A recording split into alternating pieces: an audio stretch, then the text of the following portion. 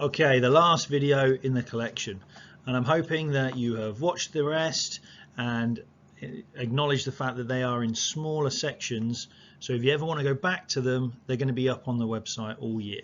So do go back, do refresh your memory of what they're saying, and pick up those hints and tips throughout the year, because it's going to get stressful, it's going to get busy, and we want as much help for our young people as possible. Now, these last few bits are things you should do sort of right now, and maintain throughout the time between now and exams. Okay. The first one is session 6. We've touched on it before, but it tends to be on a Monday, Wednesday, Thursday and Friday for an hour.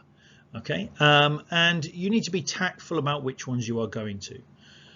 Going to a session 6 where just all your friends are going, it's not going to really pay off. You need to be looking at your learning profile, seeing what target grades you're not close to, and you need to be booking in those times and going to see those subjects. Attack your weaknesses. Okay, make sure you spend the time getting those grades up across the board. Okay, and if you're already predicted a 9, don't bother going to that one. You don't need to. You're already on track. Things are already going well. Go for the ones that are more challenging for you. You'll get more benefit from it that way. And don't be afraid if it's not with your teacher, because hearing it from a different voice or explained differently might just help, might just sort of flick that switch that keeps that learning in. So make sure we are attending session 6s. They also count towards prom passport points, and are a really good idea to top up the knowledge you learn in lessons, not to replace it. Okay, so it's not, oh, I'll go to session 6 automatically, that means I'm going to get great grades. It's a top-up session. At home, okay, so we know from history that potentially students maybe end up in their own room working like a mini office should COVID hit, or then be isolated, or the whole country go back to isolation. And so it is really important that our working space is conducive to a good amount of work and effort. You can see on the picture there, some of you may be having flashbacks of what you see, when you go into your young person's bedroom. Bottom line, you need to tidy your room. Okay, Mr. Bridgman says you've got to have a clean room. Once this video ends, that can be job number 1. Nice and easy. Get it all organized. Get your pens ready. Get your resources ready. You are going to need them. You're going to use them. Okay, get rid of social media for a while. Maybe log out of it. Tell groups you're leaving. If you're in 50 group chats and they're all pinging all the time, it's no good to you. Okay, you need to be setting a bedtime and declaring to those people, do you know what, I'm revising now, leave me alone, or it's sleep time now, I don't care, I don't want to be the last one to leave the chat, any of that stuff. Bedtime's 10 o'clock, boom, I'm not replying after that. And people will soon get used to that, and that is the way to make sure you are set up and working well. Homework. Okay, so we have changed this a little bit over the years that you've been at school, and we're still working on it to get it perfect. If you haven't downloaded the EduLink app, please go and do that. Students and parents. Okay, it's available to both. That's the icon there in the middle of the screen. That's what you're looking for. It's free to download. You log in if you're a student with your normal school login details, and it will tell you everything from attendance to homework to contact details, all those kinds of things. Homework is set by school on EduLink. Now, there is a feature in EduLink for it to be sort of collected in. We're not using that at the moment. Okay, so it is purely just a one-way communication method. Some teachers also, or on top of EduLink, will set Teams assignments. They do that because it's a really easy way to get work back in without having to print it all off. Okay, and so all homework will be on EduLink. Teams may be used as well, so if you're a student, it's a good idea to make sure you stay on top of both of those things, as well as checking your email from time to time, because that's when school letters come out, information about the prom, that kind of stuff. Okay, so stay on top of those, build that into your time, and if you have no homework at all, if you've got a free night, revert back to your revision timetable. Okay, past papers, practice questions. Even if it would be a teacher's dream if you went home and did, do you know what, I had no homework this week, sir, but I've bought you 5 or 6 exam questions that I had to go at. could you mark them, or could you have a look at them? Teachers would love that. Okay, so if you ever don't have homework, please revert to your revision timetable and keep that retrieval practice going. Exams timetable.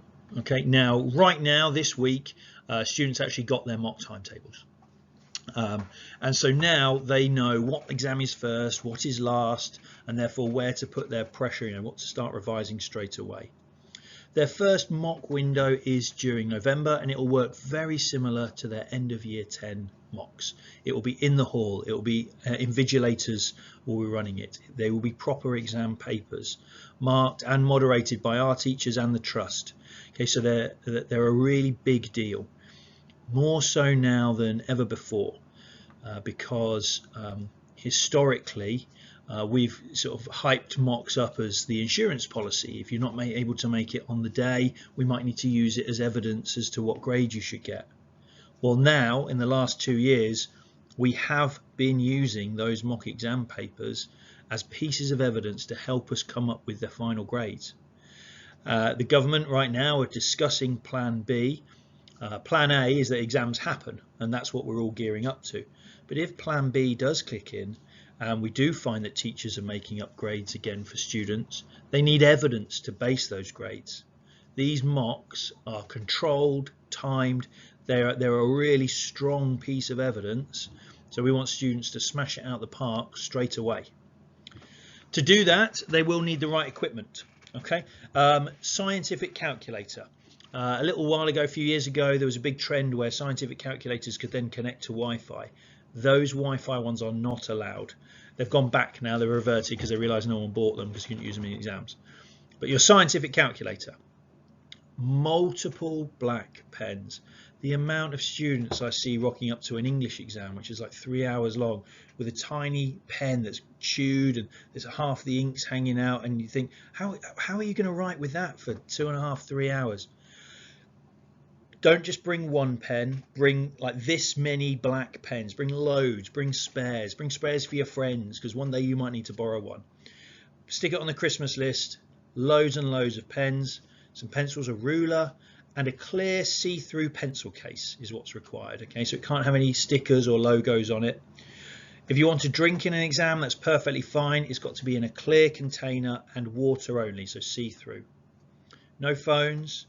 You may be buying an iWatch right now for Christmas, but they are not allowed at all, and no food either.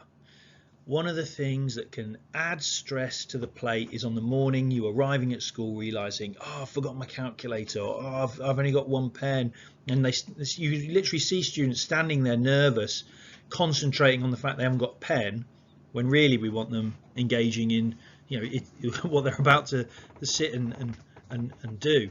So please make sure, parent tip, check that bag every morning. Have they got all that equipment? Is the bag packed the night before? Let's take that stress away and help them make sure we're prepared for exams. Now, another stress for the year, which is a really good one to get out of the way, is the fact that students are gearing up for their next step. It is time to go post-16 education shopping, if you like. Okay, and this is a really big deal because students now will be thinking about what A-level should I do, what degree should I do, what career do I want, or even working backwards, what kind of jobs do I want, therefore I need these qualifications, therefore I need to do these courses. And one of the best things you should do is come along on the 4th of November to our open evening for sixth form. Okay, it's in a presentation in the hall, plus you get to go around and see the subjects and talk to everybody. Loads of current sixth formers will be there, so you can ask those questions without the teacher around. What's it really like? What the course is like? Even if you think right now, I've got my heart set on college. No, come along, because the amount of students that get results in the summer are really surprised, they didn't think they'd do that well, and then suddenly last minute try to join sixth form and have no idea what's going on because they didn't go to the presentations. Or the students that go to other sixth forms because that's what they've always wanted to do and end up coming back 2 or 3 weeks into term. This happens every year. So please no matter what your plans, come along to the sixth form. We are really proud of our sixth form. It's an excellent location, it's got excellent teaching, and the outcomes are fantastic, as well as all the enrichment opportunities. So come and hear all about that. And if you can get that, those applications for whichever sixth form in and done by Christmas, again, that takes that stress away, ready so you can just focus on getting your best outcomes come the summer. I said we were good. Here's the proof. The sixth form, although as a school we are good in every category, we have one outstanding category, and that is sixth form. And that is because of the consistent outcomes being in the top 25% of the country for the last 5 years. That isn't a small feat. That isn't something that's just easily done. It takes a lot of hard work, and the environment in sixth form is very conducive to excellent outcomes. I would strongly recommend coming along to the evening and just hearing what it's about. We've covered a lot, and you can go back and watch all the videos you want, but at the end of the day it comes down to our young people, us, and parents. That triad, those three people, they're the major players in the next 6 months of these people's these people's lives. We really want you to do as well as you can. And if there is ever a question, if there is ever a query, don't hesitate. Just get in contact with the house teams, with myself, with the subject leaders, whatever it might be. If you need something, just ask, and we will help you, guide you as best as we can. We are literally all in it together, and we can't wait for results day, because we truly believe in our young people's potential and their ability. Good luck. You've got mocks coming up soon, students. Time to go away and do all those hints and tips, all those notes you've been making, whatever it is.